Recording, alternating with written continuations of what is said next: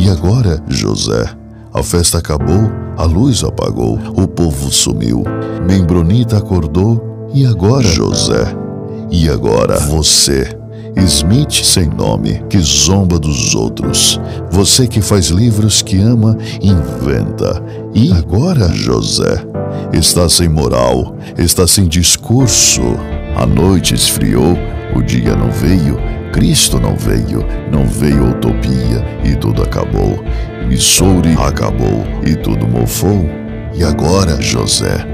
Sua doce palavra, seu instante de fama, sua pedra e chapéu, sua placa de ouro, seu teto de vidro, sua incoerência, seu ódio.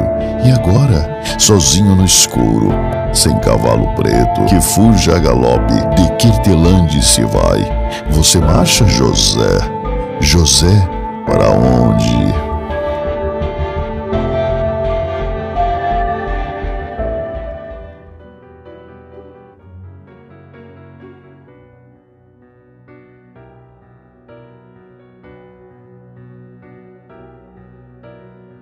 Saudações, membros!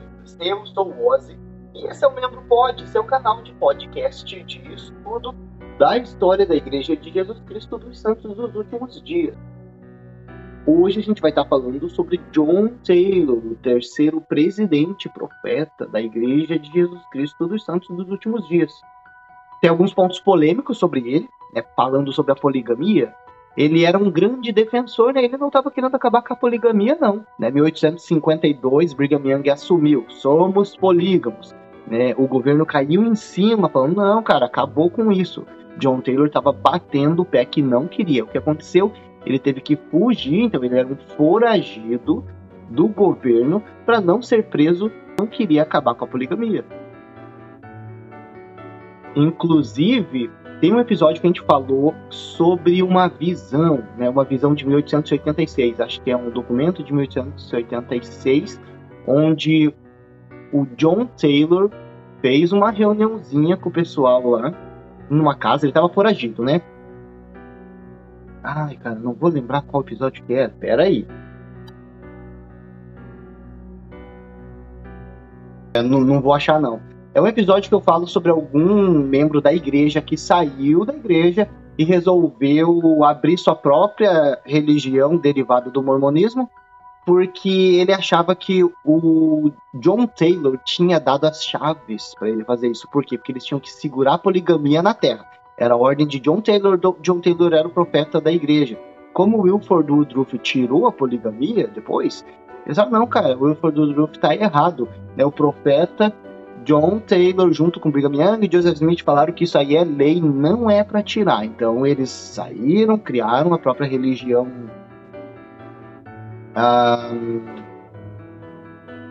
fundamentalista, e com base nessa revelação, a revelação de 1886. Eu até pensei em fazer um episódio, quando eu vi essa informação, pensei, cara, fazer um episódio só sobre essa revelação. Acabou que eu pensei, não vai dar um episódio inteiro. Então, deixei dentro e agora preciso da informação. E não consegui encontrar. Mas, essa revelação de 1886 é que John Taylor falou, olha, tô aqui refugiado, fugindo do governo, porque eles querem acabar com a poligamia. A gente não vai acabar com a poligamia. Vamos manter. Ordem de Deus. Por mais que o governo fale alguma coisa, por mais até que a igreja pare, vocês aqui, ele selecionou um tanto de pessoas, 12 ou 15, falou, vocês estão responsáveis por manter a poligamia na terra. Aí, um ano depois, acho que John Taylor faleceu. Então, por conta da lei Edmunds Act, de 1882, o John Taylor teve que ser foragido, começou a fugir aí pelos Estados Unidos. Por quê? Ele era um criminoso? Não, porque a lei de Deus está acima da lei do país. Ele chama isso de perseguição religiosa. Já foi chamado de perseguição religiosa ali por Brigham Young, por Joseph Smith e agora por John Taylor. Essa perseguição religiosa, não estão aceitando a poligamia, uma lei de Deus que nunca vai ser tirada da terra. Outra polêmica sobre John Taylor inclui o racismo. Pois é, então naquela época não estava sendo batido forte, pelo governo para acabar com o racismo, né? Eles ainda estavam ali naquela guerra de secessão, os Estados Unidos estava muito dividido sobre essa questão. Então, sobre isso, o John Taylor não sofreu perseguição. Mas, sim, ele era um grande defensor dessa divisão de raças. Negro na igreja mórmon não tem vez, né? Pode ser membro e tal, mas não tem os mesmos privilégios. Eles não são o mesmo que os brancos. Complicado, né? É a mesma igreja de hoje, regida pelo mesmo Deus, que tem um profeta na Terra, John Taylor, e hoje tem o Russell M. Nelson. E aí, por que a regra mudou? Tem que ficar esperto com essas coisas, hein? Membronita, tem que ficar esperto. Presta atenção, analisa. Outra questão aí importante do John Taylor, ele tinha uma crítica bem pesada contra quem não é membro da igreja, que eles chamam de gentios, né? Então, tem os santos, né, dos últimos dias, e tem os gentios, que é todo o resto que não é mórmon. Então, o John Taylor, ele trabalhou como editor no Times and Seasons e no Nauvoo Neighbor. Enquanto ele editava esse material, ele fazia bastante publicação pesada contra quem não é membro da igreja. A gente não falou muito sobre o Joseph Smith e o Brigham Young, né, nos nossos episódios anteriores, porque já tem um monte de episódios sobre eles, né? Então é só dar uma conferidinha no nosso material, né, anterior. Sobre o John Taylor a gente vai falar um pouquinho mais, porque a gente não falou sobre ele, né? E esse é o nosso intuito desses episódios aqui. Então vamos lá. John Taylor, terceiro presidente da igreja, ele nasceu em 1808, né? Então 3 aninhos mais novo do que Joseph Smith. E faleceu em 1887, como a gente falou, né? Então, 78 anos de idade. Ele teve problema do coração, né? Morreu do coração. Quanto tempo que ele foi profeta da igreja? 7 anos. Então, foi de 1880 até 1887. Pois é. Brigham Young, ele tinha falecido em 1877. Ó, então, ele não foi direto chamado como presidente da igreja, né? Ele esperou 3 anos para então ele ser definido como presidente da igreja. Inclusive, ele foi o primeiro presidente da igreja não americano, né? Ele é inglês, é britânico aqui. E até então, né? Porque acho que não teve até então nenhum outro presidente, não, né? Ele é o único presidente da igreja não americano. Bom, o John Taylor, ele aprendeu marcenaria, né? Tava trabalhando ali quando ele era adolescente. Ele falou que teve uma visão, né? Posteriormente, né, ele explicou essa visão dizendo que era o anjo Moroni, mas ele falou que nessa visão ele viu um anjo com uma trombeta, né? Então ele identificou depois como o anjo Moroni, mas ele não era mórmon ainda nessa época. Nessa época ele foi da igreja da Inglaterra, depois ele virou metodista. A família dele se mudou para os Estados Unidos, né? Para, aliás, Toronto, Canadá, né? Ele ficou ainda na Inglaterra para tentar vender as coisas da família, finalizar tudo ali. Conheceu uma mulher, casou, a Leonora Cannon, e daí ele se mudou para Toronto como um metodista. E isso a gente está falando ali de 1833, daí 34, 35, aí 1836, ele já estava tendo umas dificuldades com a crença metodista. Ah, cara, tem um negócio estranho aqui, o que é isso, o que é aquilo? Foi considerado como dissidente, olha aí, né, apóstata da igreja metodista. Aí, de repente, ele conheceu a Igreja Sud, né, 1836 a gente está falando agora. Quem pregou o evangelho para eles foi o Parley P. Pratt. Cara, esse Parley P. Pratt estava ensinando todo mundo, né? Ele estava lá em Toronto fazendo a missão dele, conheceu lá o John Taylor, a esposa, os dois se batizaram, e daí eles se mudaram para Far West, no Missouri, né? E em 1838 ele foi chamado como apóstolo da igreja já. O que estava acontecendo em 1838? A igreja estava sendo expulsa do Missouri, né? O cara acabou de descer do Canadá para se juntar com os membros da igreja, de repente chega ali e já tá aquele alvoroço de todo mundo sendo expulso. Então ele chegou ali naquela época em que os membros já estavam saindo do Missouri, indo para onde? Illinois, né? Uma cidade chamada Commerce, né? Que depois eles mudaram o nome para Nauvoo. Bom, como ele era britânico, era muito favorável então que ele fosse servir uma missão na Inglaterra, né? Então já em 1839 ele foi chamado para ser missionário na Inglaterra. Serviu em Liverpool, na Irlanda e na ilha de Man, que foi de onde ele conheceu a esposa dele. Como a gente comentou, ele trabalhava com edição, né? Então ele editou o Times and Seasons, o Nauvoo Neighbor, que a gente já citou. O que acontece? Joseph Smith era o editor principal desse material da igreja. Ele queria estar a par de tudo. Só que Joseph estava fazendo muita coisa, né? Fora liderar a igreja, todas essas perseguições, fazendo um monte de coisa, acabava que, como o John Taylor era o assistente dele nessas edições, o Taylor acabava fazendo praticamente todo o trabalho. Quando a gente fala de John Taylor, o que a gente lembra? Né? Para quem assistiu os nossos episódios, ele é bem conhecido por ter sido um dos membros dentro da cadeia de carta de quando Joseph e Hiram foram assassinados.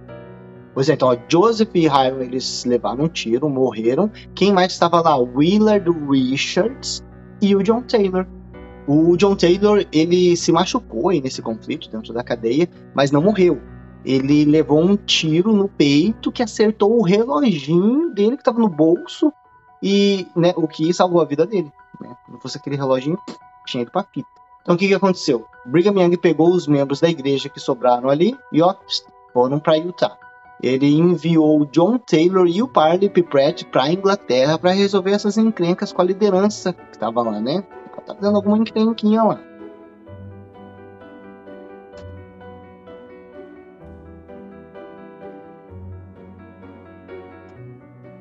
Inclusive, o John Taylor nem era americano, né? Nessa época ele só conseguiu a cidadania americana em 1849.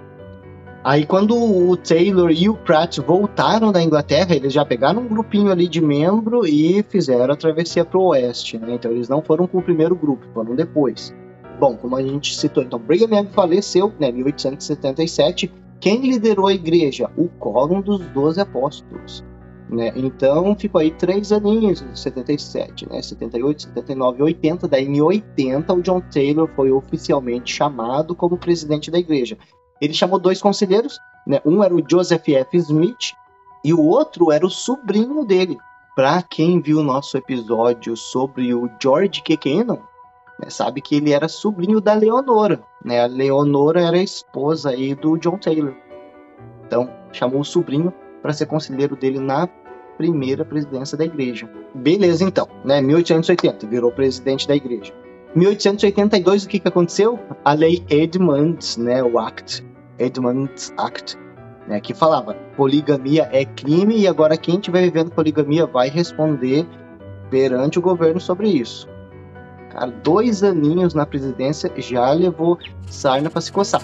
Porque o Brigham Young, ele tinha anunciado que a igreja era polígama lá em 1852. O cara viveu todos esses anos, né, e não teve uma lei estabelecida para caçar ele. E daí o John Taylor chegou, virou presidente, pá, recebe uma lei tornando isso crime. Já era crime, né, mas pegando mais forte em cima disso, o que teve que acontecer? Fugir. Cara, quem viu nossos episódios sobre a poligamia sabe, né? Centenas de membros da igreja, centenas de homens da igreja, líderes, a maior parte líderes da igreja, foram presos, né? Eles foram presos e vários tiveram que fugir para não ser presos.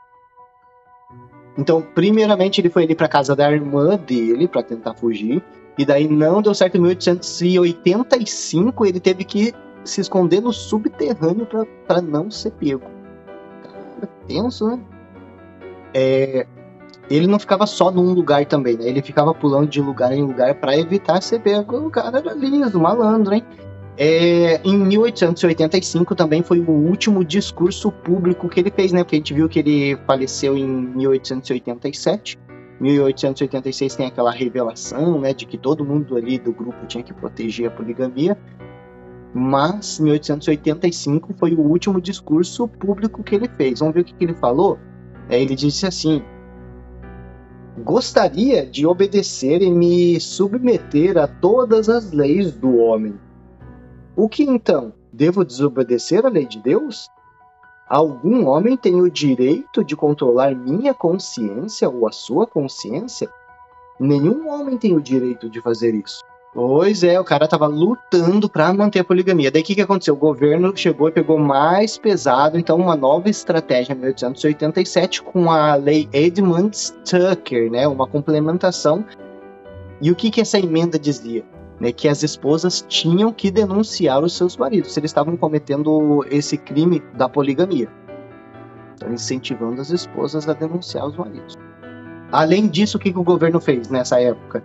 Acabou com o esquema de imigração dos Estados Unidos, né? Então, o que os membros da igreja estavam fazendo? Trazendo todo mundo, né? Vem da Europa, vem todo mundo se juntar aqui para Utah. O que aconteceu? O governo falou, acabou com isso, não vai ter Mormon vindo de outros lugares agora.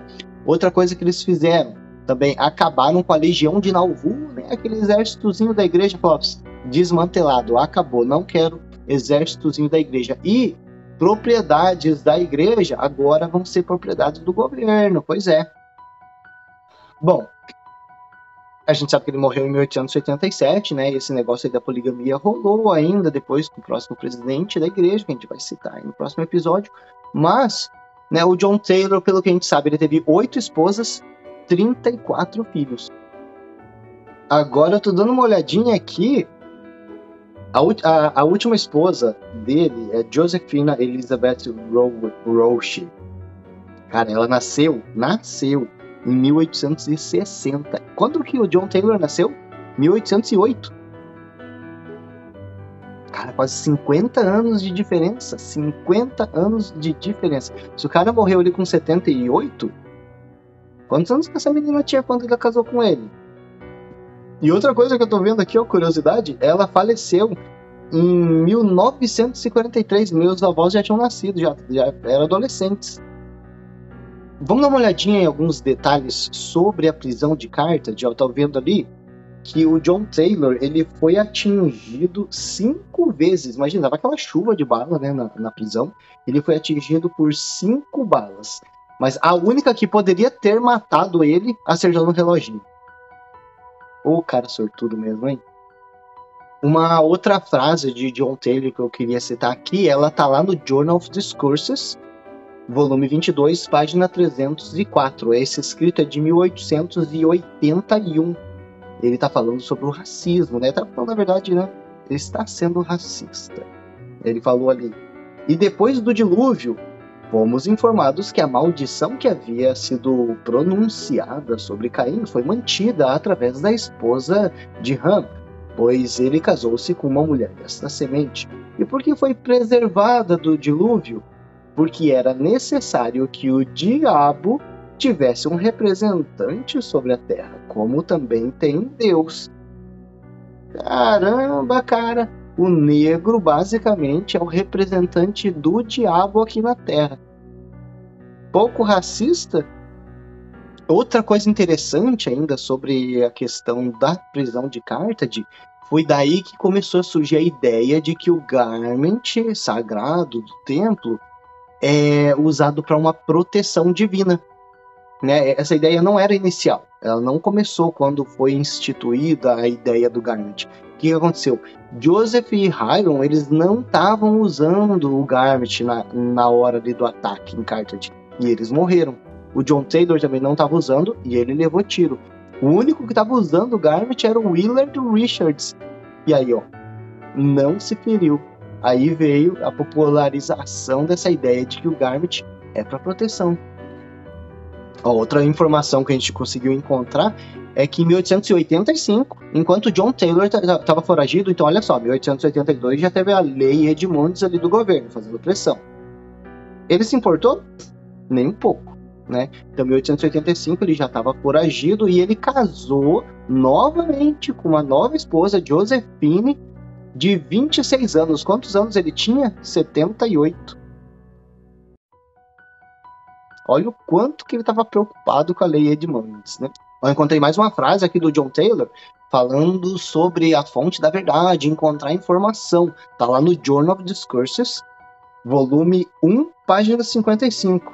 Então ele está falando assim, ó, embora eu fosse dizer que não sou um universalista, eu sou, e também sou presbiteriano, católico e metodista. Em suma, acredito em todo o verdadeiro princípio que é compartilhado por qualquer pessoa ou seita e rejeito o falso. Então, basicamente o que ele está dizendo, né, é que se tem alguma verdade em alguma religião, não importa a religião, ele vai abraçar aquela verdade. Daí o que for falso ele vai rejeitar. Beleza, não importa a fonte, né? Não importa se é igreja católica, metodista, presbiteriana, está falando alguma coisa que é verdade, ele vai abraçar aquilo, né? Ele continuou ali. Se há alguma verdade no céu ou na terra ou no inferno, olha, até no inferno, eu quero abraçá-la. Não me importa de que forma ela chega a mim, quem traz ou quem crê nela, se ela é popular ou impopular. Verdade, verdade eterna. Nela eu devo flutuar e desfrutar. Pois é, né? Quantas vezes a gente vê, às vezes, líderes da igreja falando, não, isso aqui não é fonte oficial da igreja. Né? Não dá para pegar informação nessa fonte, ela não é oficial da igreja. Um fato interessante é que o Brigham Young e o John Taylor, eles não tinham assim, uma relação muito boa, não. Não eram assim super inimigos, mas eles não eram super amigos, não. O Brigham Young, ele meio que zoava, fazia bullying com o cara, né, com o John Taylor. Uma vez eles se encontraram e o Brigham Young estava vestido normal, assim, uma roupinha simples, tava tranquilo. O John Taylor, ele tava com uma roupa, ele falou de primavera, né, calça listrada, todo chique, com um monte de coisa, e ele ficava zoando, né, o Brigham Young zoava o John Taylor, chamando ele de o Príncipe Taylor, né. O John Taylor, ele tentou disfarçar essa inimizade entre ele e o Brigham Young, né, então ele fala, não, o Brigham Young fala que eu sou o cara, né? Quando ele não tá lá, é eu que tô lá para presidir, para resolver as coisas, né? Então, né? O Brigham Young tem um grande apreço por mim. E o pessoal que tava lá desmentiu, porque o Brigham Young já tinha morrido, né? Então, por exemplo, né? O Daniel H. Wells, que a gente já até falou sobre ele, né? Ele era esposo da Emmeline. Ele falou, cara, o Brigham Young nunca falou isso aí não aconteceu não, hein? Mentira do John Taylor, complicado, hein? Presidente, profeta da igreja mentindo, eita lasqueira. Agora isso aí vai meio em desacordo com uma outra fala lá de John Taylor no Journal of Discourses, volume 20, página 256. Ele falou assim, algumas pessoas vão dizer, você deve falar sobre isso. Eu acho que uma conversação livre e aberta é frequentemente de grande utilidade. Nós não queremos nada que seja secreto ou dissimulado, e eu não quero nenhuma associação com coisas que não possam ser faladas em público e não possa suportar uma investigação. Né? Tem muita coisa aí da igreja que não aguenta uma investigação, que já cai por terra. Lá no Millennial Star também, ele fala sobre a poligamia agora, né, o casamento. Ele diz assim, o sistema de casamento com apenas uma esposa não apenas degenera a família humana, tanto fisicamente como intelectualmente, mas é inteiramente incompatível com noções filosóficas de imortalidade. É uma isca para a tentação. Olha só, ter uma esposa só é uma isca para a tentação, hein? Vamos ser um pouquinho mais forte, hein, John Taylor? E comprovadamente sempre foi uma maldição para os povos.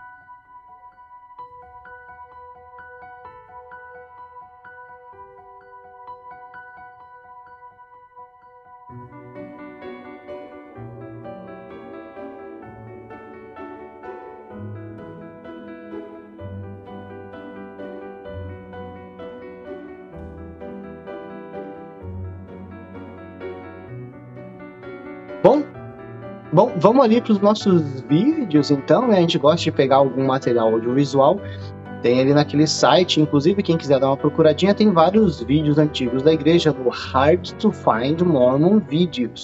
Tem um vídeo ali chamado Prophets of the Restored Church, John Taylor, né, de 1978. Então eles estavam fazendo vídeos sobre os profetas da igreja, né, e eles produziram um especificamente sobre John Taylor, que a gente vai dar uma olhadinha agora. Fiz a tradução também para o português. Era noite na cidade de Kirtland, em Ohio, e o apóstolo Parley P. Pratt já tinha ido para a cama quando houve uma batida na porta. Eram vários irmãos com o colega apóstolo Heber C. Kimball, que disse ter se sentido inspirado a acordar o Elder Pratt e dar-lhe uma bênção. Tu irás para o Alto Canadá até a cidade de Toronto, e lá encontrarás um povo preparado para o Evangelho. E tu organizarás a igreja entre eles. E das coisas que surgirem desta missão, a plenitude do Evangelho se espalhará para a Inglaterra. Assim, enquanto o irmão Pratt se preparava para sua jornada, Nassau, distante Toronto, o Senhor estava preparando a conversão do futuro terceiro presidente de sua igreja nos últimos dias, John Taylor. Nascido em 1º de novembro de 1808, em Millenthorpe, no condado de Westmoreland, Inglaterra, John Taylor, quando menino, teve uma visão de um anjo nos céus, segurando uma trombeta na boca e soando uma mensagem para as nações, uma visão que John não entendeu até anos depois. Ali, ó, né, ele falando, né, sobre aquela visão do anjo, quando ele era menino. Agora fica a questão para mim, ele registrou isso antes de ser membro da igreja ou não? Tinha um escrito no diário falando sobre o anjo da trombeta? Não quero dizer que não aconteceu, né? Mas se tiver um registro de época, né, de antes dele ser membro da igreja, acho que já dá uma ajudada bastante para acreditar nessa história. É porque daí a gente vê que ele falou um negócio ali que não era verdade sobre o Brigham Young, né? E daí a gente olha essa situação e pensa aí, o que mais que não era verdade? Ele foi batizado como membro da Igreja da Inglaterra quando bebê. Mas quando tinha cerca de 16 anos, John decidiu se juntar à Igreja Metodista. E dentro de 5 anos, a partir desse momento, John e sua família imigraram para Toronto, onde ele se tornou líder de classe na Igreja Metodista local. Um membro da classe era Lenora Cannon, que havia viajado para o Canadá vinda da Inglaterra como acompanhante de uma dama. John Taylor conheceu sua futura esposa. Com o passar do tempo, ele e vários amigos ficaram insatisfeitos com muitas doutrinas metodistas e formaram seu próprio grupo de estudos. Enquanto esse grupo realizava suas reuniões, um quase indigente Parley P. Pratt deixou uma esposa doente em Ohio para ir ao Alto Canadá, até mesmo a Toronto, para pregar o Evangelho restaurado. Depois que John ouviu Parley pregar, no entanto, ele não se converteu imediatamente. Por 3 semanas, ele seguiu o americano de lugar em lugar, ouvindo seus sermões e registrando-os, para que pudesse compará-los com as Escrituras. Ele também fez um estudo orante do livro de Mórmon e da Doutrina e Convênios. Finalmente, ele ficou convencido de que o verdadeiro Evangelho de Jesus Cristo havia sido restaurado na Terra por mensageiros celestiais. O significado de sua visão de infância havia sido esclarecido. Ele e Lenora foram batizados em maio de 1836. Outros do grupo de estudo também foram batizados, entre eles Joseph Fielding. Ele pediu a John Taylor que escrevesse sobre o Evangelho para seu irmão, um ministro em Preston, Inglaterra. E assim o caminho foi preparado para que a plenitude do Evangelho fosse espalhada na Inglaterra, como o Elder Kimball havia profetizado. Apenas alguns meses após seu batismo, John Taylor foi colocado no comando da igreja no Canadá. Até que 1 ano depois, Joseph Smith pediu a John que se estabelecesse no extremo oeste do Missouri. Lá, os Taylor viveram por 1 ano, tempo suficiente para John ser ordenado apóstolo em 1838. E tempo suficiente para sofrer algumas das piores perseguições de turbas que os santos enfrentaram no Missouri. Assim, em poucos meses, os Taylor estavam se mudando novamente. Desta vez para Illinois, onde viveram em um antigo quartel militar, enquanto John se preparava para uma missão na Inglaterra. Após sua missão, ele ajudou a construir Nauvoo em uma das melhores cidades do Oeste e serviu sua comunidade mais do que habilmente, como editor de 2 jornais, The Times and Seasons, mais preocupado com assuntos da igreja, e The Nauvoo Neighbor, concentrando-se mais em questões culturais e educacionais. Então, em 27 de junho de 1844, a tragédia ocorreu, na vizinha Carthage. E John Taylor estava lá. De uma maneira pobre, Eu cantei uma música que havia sido recentemente introduzida em Nauvoo. A música estava muito de acordo com nossos sentimentos, pois nossos espíritos estavam todos deprimidos e sombrios, com pressentimentos ominosos. Logo depois, vi homens com rostos pintados vindo pela esquina da prisão. Uma bala passou pelo painel da porta e atingiu o irmão Hiram. Outra bala de fora entrou em suas costas. Eles empurraram a porta um pouco aberta e dispararam suas armas na sala quando eu as afastei com minha bengala. Lembro-me de sentir como se minha hora tivesse chegado.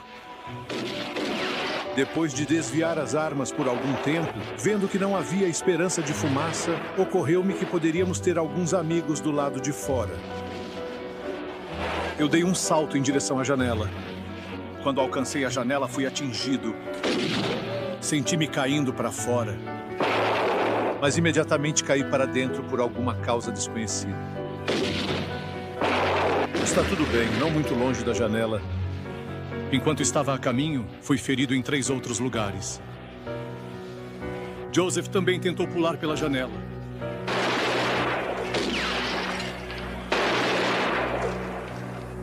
Oh, quão solitário era aquele sentimento. Quão frio, árido e desolado. Nosso profeta, nosso conselheiro, nosso general, nosso líder, se foi. Mas a igreja não morreu com os profetas, nem John Taylor, que foi salvo milagrosamente, pois seu relógio parou uma bala destinada ao seu coração. Durante o inverno de 1846, John, com outros 2 apóstolos, foi chamado para uma segunda missão na Inglaterra, onde passaram 9 meses resolvendo problemas nas filiais da igreja e reunindo instrumentos científicos para os santos usarem em sua jornada para o oeste. Eles retornaram em abril de 1847, justo a tempo de entregar os instrumentos a Brigham Young, que estava partindo para o oeste com a companhia avançada.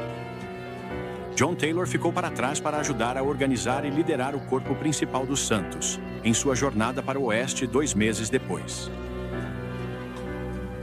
John Taylor permaneceu no Vale do Lago Salgado naquele primeiro inverno difícil, enquanto Brigham Young e outros dos 12 retornaram para Winter Quarters, Nebraska. 2 anos depois, John Taylor deixou Utah para cumprir uma missão na França, onde organizou um projeto para trazer a indústria da beterraba açucareira para Utah. E dirigiu a tradução do livro de Mormon para o francês e o alemão. Mais tarde, no leste dos Estados Unidos, ele presidiu os ramos da igreja. Um escritor habilidoso, ele escreveu ensaios, editoriais, poemas e escreveu o livro Mediação e Expiação, uma contribuição importante para a compreensão da expiação de Cristo, que é o Redentor da humanidade, e mediador com o Pai. Um de seus escritos mais corajosos, no entanto, veio como parte de seu chamado nos estados do leste. A doutrina do casamento plural havia sido recentemente anunciada, e para ajudar a conter o ressurgimento do sentimento anti-Mormon, Brigham Young enviou irmãos para várias cidades do país para estabelecer jornais e contar o ponto de vista Mormon. John Taylor foi para Nova York e se estabeleceu bem no coração daquela cidade. No mundo dos jornais, localizado entre o New York Herald e o Tribune, 2 dos jornais mais abertamente anti-mormons de Nova York, na esquina das ruas Ann e Nashville. E como o senhor, Taylor chamou seu jornal? Ora, o Mormon. Com um cabeçalho ocupando pelo menos 1/4 da primeira página, o editor Taylor não deixou dúvidas na mente do leitor de que ele acreditava que é melhor nos representarmos do que sermos representados por outros. Somos Mormons, declarou ele, na primeira edição, por dentro e por fora, em casa ou no exterior, em público e em privado, em todos os lugares. Bem, ele havia conquistado seu título não oficial, defensor da fé. Depois de retornar a Utah mais uma vez, ele pôde passar um pouco mais de tempo com sua família. enquanto ocupava várias posições cívicas e territoriais. Então, em 1877, John Taylor foi chamado para a tarefa mais importante de sua carreira na igreja. Em 25 de agosto, Brigham Young faleceu. E como presidente do Conselho dos 12 Apóstolos, John Taylor assumiu a liderança da igreja. 3 anos depois, no tabernáculo durante a Conferência Geral de outubro de 1880, a nova primeira presidência foi sustentada pelos quórums separados do sacerdócio da igreja, um procedimento instituído por John Taylor, uma das várias mudanças procedurais e organizacionais que ele fez para atender às necessidades de uma igreja em crescimento e que ainda é observado. Como presidente da igreja, John Taylor enfrentou desafios pequenos e grandes. Cada desafio, no entanto, foi enfrentado com o espírito característico e a franqueza que ele havia demonstrado em sua defesa vitalícia do Evangelho. Em 1882, após ter sido oficialmente presidente da igreja por apenas 2 anos, a própria sobrevivência da igreja foi ameaçada, com a aprovação do Ato Edmund Stucker no Congresso dos Estados Unidos. O sentimento anti-mormon vinha crescendo constantemente desde o anúncio público do casamento plural, cerca de 30 anos antes. O efeito desse projeto de lei sobre os membros da igreja foi devastador. Com um simples ato, mais de 12.000 cidadãos perderam o direito de votar, de servir em júris ou de ocupar cargos públicos. Não apenas os cidadãos que praticavam o casamento plural, mas, conforme a lei foi interpretada por oficiais federais, aqueles que também simplesmente acreditavam na prática. Além disso, a maioria dos líderes da igreja se escondeu para evitar a possibilidade de prisão perpétua, sob a decisão de um juiz que poderia enviá-los para a prisão. Prisão de até 5 anos para cada dia que vivessem com qualquer uma de suas esposas plurais. Embora a decisão tenha sido posteriormente declarada inconstitucional, milhares de pais mormons foram para a prisão por questão de consciência, como eles expressaram. Oxe, inconstitucional a prisão desse pessoal? Como assim? Isso eu nunca ouvi falar, gostaria de entender um pouquinho mais sobre o assunto. Como assim? O pessoal era polígamo, estavam indo contra a lei, foram presos, isso foi inconstitucional? Interessante. Questão de consciência. E esse pessoal de religião aí que casa com uma menina de 12 anos, né? Questão de consciência? Complicado. Talvez ninguém estivesse melhor preparado para defender a igreja nesse momento do que John Taylor. Mas mesmo sua experiência era pouco diante da onda avassaladora de julgamentos legais. Até ele achou necessário se esconder. Em sua última aparição pública, em fevereiro de 1885, ele perguntou: "O que você faria? Você se ressentiria dessas atrocidades e quebraria a cabeça dos homens envolvidos nelas? Não, evite-os, assim como você evitaria lobos ou cobras. Mas nada de quebrar cabeças, nada de derramamento de sangue, retribuir o mal com o mal. Vamos tentar cultivar o espírito do Evangelho." Naquela noite, após seu sermão, o presidente Taylor entrou em exílio autoimposto nas casas de santos amigos. Apesar da necessidade de sigilo e viagens limitadas, uma quantidade incrível de correspondência e negócios da igreja foi realizada. Os negócios e as notícias eram feitos principalmente pelo correio. Reuniões pessoais eram raras. A primeira presidência, por exemplo, se reuniu apenas uma vez à meia-noite, durante os 2 anos e meio de exílio do presidente Taylor. E visitas de membros da família eram quase tão raras.